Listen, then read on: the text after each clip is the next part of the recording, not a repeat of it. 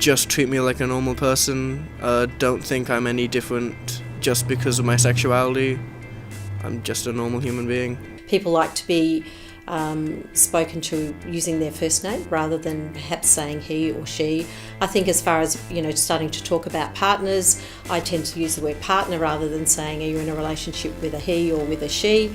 And so we tend to move right away from the he, she pronouns. If we use the right pronoun and don't and address them correctly, I think, they would be a lot happier attending our clinic and being seen by our GPs. I was seeing this doctor a little while ago, and the first thing they asked was if I had a boyfriend. And they were a bit surprised when I said there was no way I could ever have a boyfriend. And then they asked if there was any chance I could be pregnant. So they were a bit surprised when I said no, and that made me feel a bit on edge, I guess. But I recently started seeing a new doctor, and the first thing they asked was if I had a partner, which made me feel really included with my sexuality, and I just felt really accepted in that new health practice. If the doctor's more accepting of the fact that I'm gay, I'm more likely to feel like, oh, I'm okay with these guys. I'm not going to feel as wary and as guarded. I suppose that for most GPs, in the past we've tended to give sexual advice based on heterosexual couples. I think nowadays, of course, we're much more aware that there is a broad range of sexuality in the community. I see a psychiatrist about my ADHD, and I've seen that same psychiatrist for a number of years now.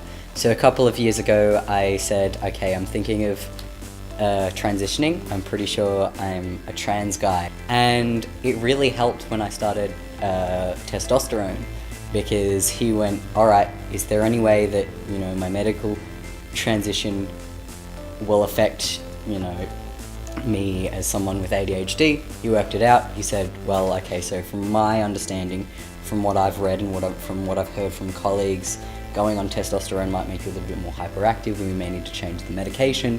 And he was very, very clear and concise. Don't assume that the cause of mental illness is someone's identity. Just because someone's gay doesn't mean that they're going to have depression. It's easier to someone to talk to that's accepting than someone who is secretly judging. That's oh yeah, cool, maybe not, but okay, keep talking. They're just doing that to do their job. But someone who's actually honest and welcoming, it's really nice. Certainly we know that people who have other sexual orientations tend to have a slightly higher risk of mental health issues. Obviously, if you identify any other depression, anxiety or any other stresses, that you might want to take that further and refer them for counselling, or even just address it within the consultation itself. When they don't assume that I have sex a certain way or have a certain partner, or that, I guess, if they don't make assumptions and they're willing to learn based on what I say, is happening in my life, that's what, I guess, inclusive sexual health practice looks like to me. To provide inclusive sexual advice during a consultation is really not that difficult. I think it's something that we all should do, and it's part of just a comprehensive health assessment for anyone. Doctors always found out I was gay, they just didn't care, it wasn't a big deal. I wish people could be more accepting of the fact that, no, I'm not a complete lesbian, I'm bisexual, but people just don't have that recognition of the other sexualities because of all these stereotypes. I hate hearing that people aren't having as good experiences, and I feel like that really needs to be worked on. It's obvious that they're inclusive, so they have LGBT plus pamphlets, or a poster up, or a rainbow flag on the desk, and they're really nice, they're welcoming, they don't they greet you when you walk in. When I was having really bad dysphoria, of course that made me feel more depressed, and it made me more distracted and just less me. But now that I've started medically transitioning, and with most of my healthcare professionals and my friends and family using the right name and pronouns, it really hasn't been a problem, and my mental health has in fact gotten better. I would hope that the approach to an LGBTIQ person would be inclusive of all their health issues, and I think it's really important that we look at physical, emotional and mental health issues in any person that presents to us.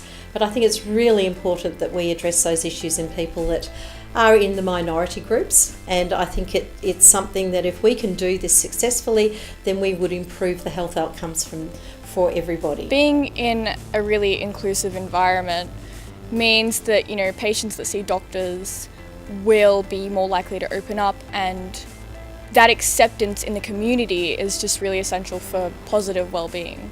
I feel happy to be alive because, people are taking care of me and they actually care about my health, and they care about me as a person, care about, my health regardless of who I am. Having that person that I can talk to that's welcoming really boosts my confidence and really helps me understand and be happy with who I am.